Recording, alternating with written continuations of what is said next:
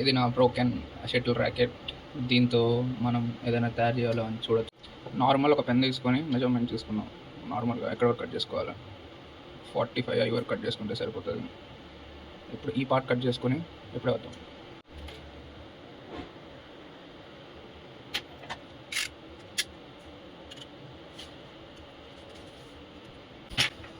ఇప్పుడు చూసినట్టయితే ఒక పర్ఫెక్ట్ పెన్ సైజ్లో ఉంది.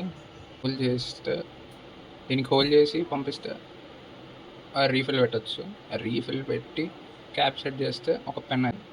ఆల్రెడీ ఒక ఎగ్జాంపుల్ చూపించాలంటే ఇది ఒక వర్కింగ్ పెన్.